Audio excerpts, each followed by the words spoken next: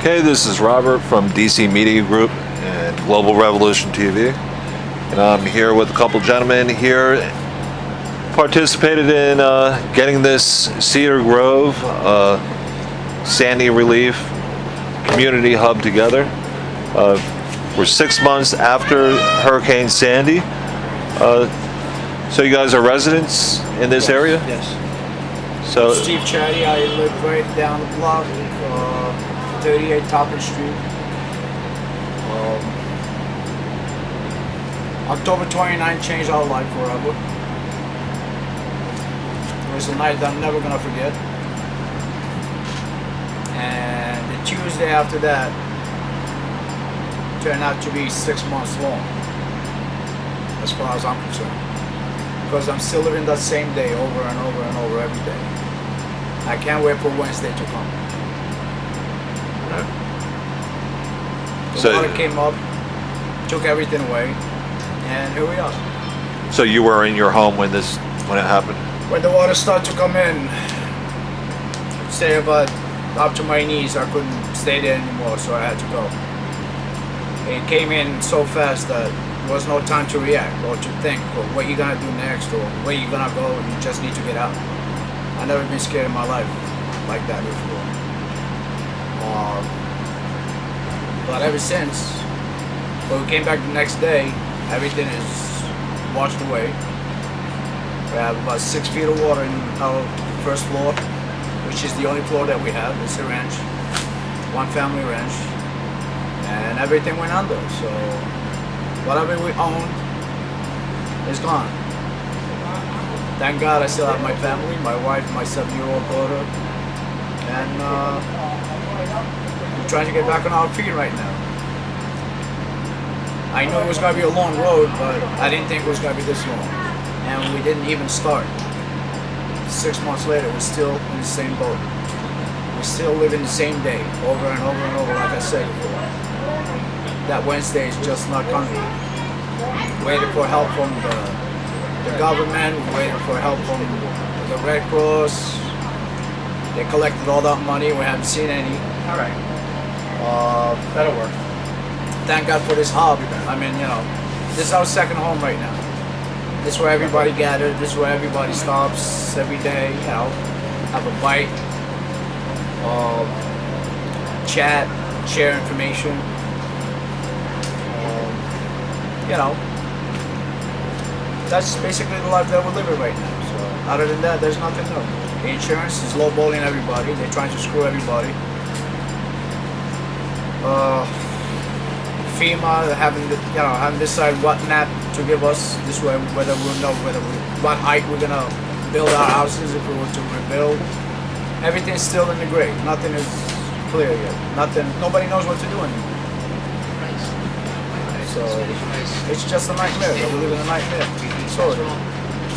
But like I said, thanks for these volunteers, for the kids that we have since the first week. They've been here. All the donations that we get, they're all from people. And that's about it, you know. It's sad to say that we live in the greatest country in the world right now. Because in my eyes, the way we're living right now is definitely a third world country right now. Maybe if we were there, we would have been better off. Because, you know, we would be used to it, or, you know, we would know what to do. But that's as much as I have to say. I mean, you know, I don't know what else to tell you. It's just a living nightmare. That's all it is. So I understand it. I came to know more about this because I read about the possible eviction of this hub. City's asking you guys to shut it down and they tried in December and tried to fight it, and now 6 months later they're coming down to say that they want to fix the beach. They want to, you know, the residents want their beach. I don't know which residents. I would love to read these residents that want their beach. You don't have a house yet you want a beach. That doesn't make sense to me. I mean, you know, the people should come before the beach. Why would I want the beach open when? Why would I want the beach open with when it was in my house and in my car. The beach came to me. I didn't go to the beach. I didn't go to the beach before the storm. It's a We want beach the that beaches back. It's a beach that nobody ever went to. All of a sudden now they're interested in the beach. The way I look at it is they're trying to get everybody out of here. This way they can do whatever, excuse my language, whatever the fuck they want. Glenn, I gotta call you back, Glenn. I gotta call you It's a back. money game. To them it's a money game. As far as the government is concerned, it's a money game. We pay our taxes, we do everything that we're supposed to be doing as citizens, but when now that we need what needs to come to us, we have to fight for it, and you don't even get it. That's the way I feel too. So, And to be perfectly clear, the location of the tents here are not even on the beach. They do not block the access to the beach. The pathways Absolutely are not. clear to the beach. absolutely. This is an area that's right on the street. That's easy for people to access. Looking for a needle Come in a in. haystack that isn't there. They want the beaches back just to blow us off. Why concentrate on the beaches? People are still displaced. Okay? Homes are destroyed. Steve's home. I was a little more fortunate that my house still stands, that I rent, I don't own. So I'm also not a candidate for the 60 billion, being that I've had a FEMA number since 8-9 hours after the storm hit. 7 hours, 8 hours, whatever. Shortly after the storm hit. The storm hit the 29th, I had my FEMA number by the 30th, then I've been getting the run around too, and I'm disabled. I'm on Social Security disability. So I'm a total cockroach just waiting to be squashed. What's your name? Anthony. Anthony. I live 47 Wave Crest. I lived there 9 months, only to lose 52 years of accumulation and a lifetime. I lost it in 9 months after 12, 13 hours. When the water receded, that's when everything went back into the water. Nothing. Zero. Zero. My house is down the block. If you want to go take pictures, you can go take pictures. It's still, it's a week after the storm. That's the way it's been. We got it all the walls. We took everything out. You look at it from outside, it doesn't look like anything's wrong with it. But when you go inside, you see everything is red. Downstairs, the foundation is off. So we can't even just go back in and fix it. It's got to be demoed, right? It's got to be demoed and then come down. So where are you staying now? We rent it. Now we have to pay mortgage and rent on top of that. So. Wow. When Obama was here, he said no red tape. It might be a long road. It's not going to be any red tapes. But let me tell you something, man. All we see is red. Duct tape, not even red tape. This is Lot of red. duct tape that you got to cut with, and still a lot of tape out there. Never-ending roll. If everybody was to get out of all that money, if you were to give 200 to each house, 200,000 or 250, everybody would be in a better shape right now. I think the question now is, with tens of billions of dollars slotted for hurricane relief, February 15th, it's, with me being from DC, when I go back, I'm going to start pushing at, like the chairperson of the Appropriations Committee in the Senate, Barbara Mikulski. I covered Ocean County, New Jersey, and the damage. And you see what's out there. Yeah, the damage it's not moved. It hasn't changed since I went to go visit it in December. And with all of this money that's gone out, somebody needs to start tracking that money. Somebody needs to be held responsible. I'm not a candidate for it because I rent. But what they said, before that money started going up, they're going to have to hire more people and more payrolls to track the money. That's why it's taking so long for the money to get here. So out of that money, it's going to go to payrolls for people that already have jobs. In the meanwhile, people that need that money, that can use that money yesterday, not even 6 months from now, Right. still not going to get it. And by the time like my wife said the other day, it's like that money's like a giant lollipop. Everybody's gonna get to lick from it. We're gonna be holding the bottom of it, the stick. That's what we're gonna be holding. That's what we're The gonna short be end of the holding. stick. The short end of the stick. Right. So it's gonna start from the top, and now this one's gonna have to pay. Let's say the houses now, they're sending you know, about 7 or 8 different people to inspect your house to see what needs to get done, and the electrician, the engineer, you know, the department of building. So those are payrolls that are coming out of that money, from my understanding. You know, that money's supposed to go to the victims and to rebuild, not to, you know, for people to, not to hire people to get more money out of it. You know, it just doesn't make no sense. It just doesn't make no sense. I'm getting sick of it. Well, I've been here since 10:30 this morning, and I haven't been here for 6 months like you guys. And one thing, and now it is, you know, 6:30. Right. And one thing I can say about your community here, there's a lot of love for each other. Absolutely. I've watched people come in and out of here, and Because that's all we have. That's the all we love and have. appreciation, that community that you guys have developed here, it's exceptional. It's really extraordinary,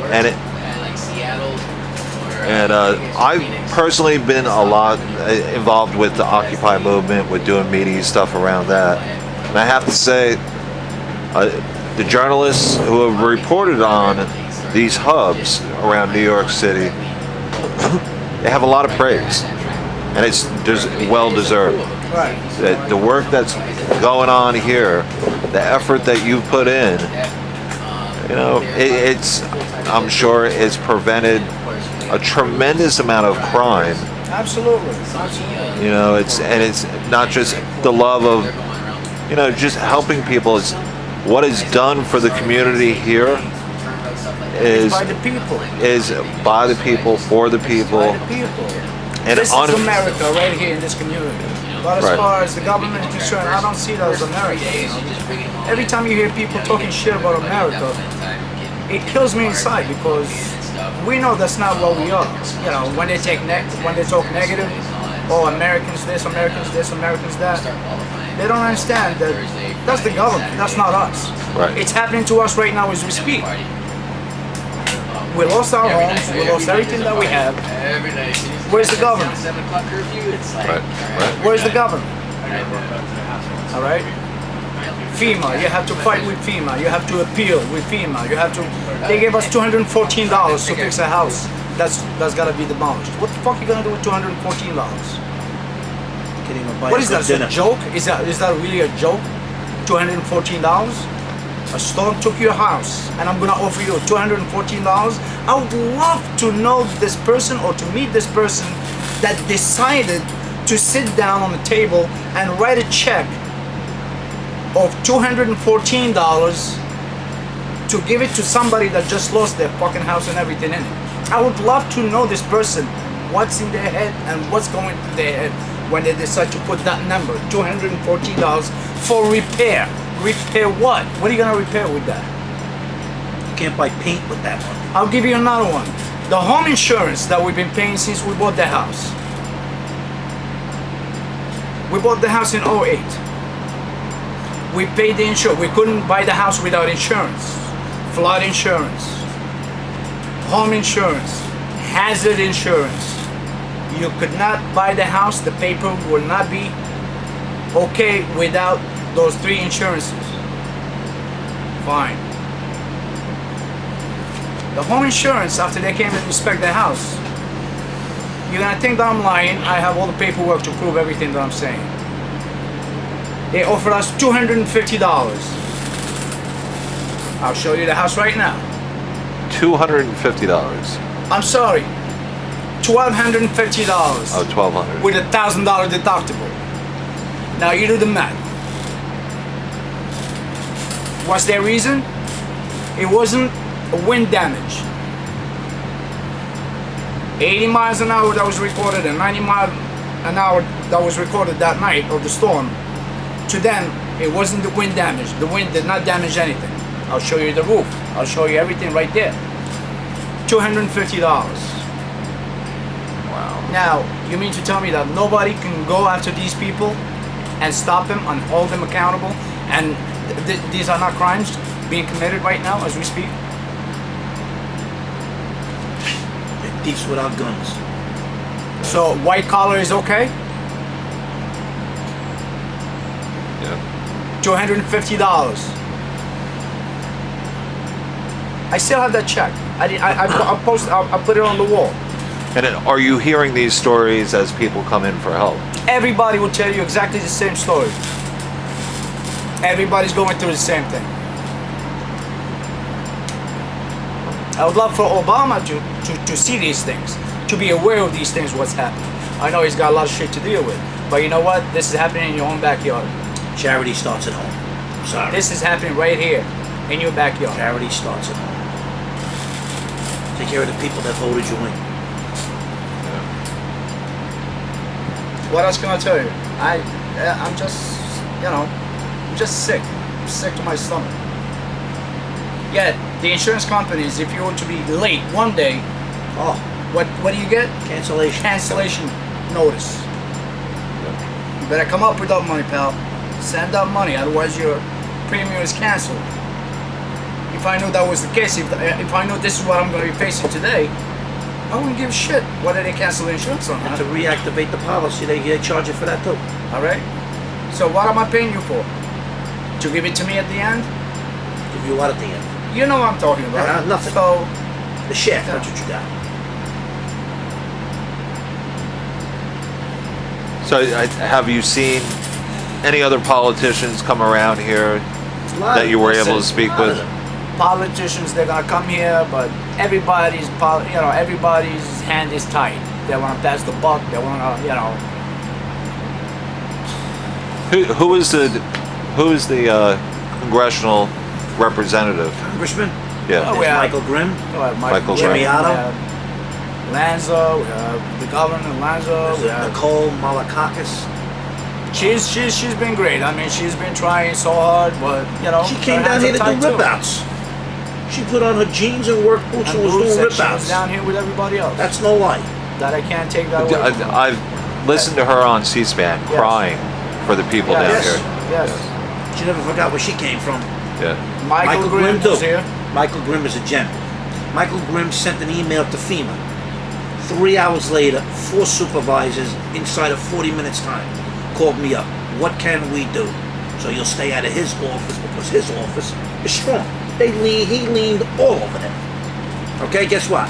That got a little bit of a flame to the stick of dynamite that was stuck up their asses.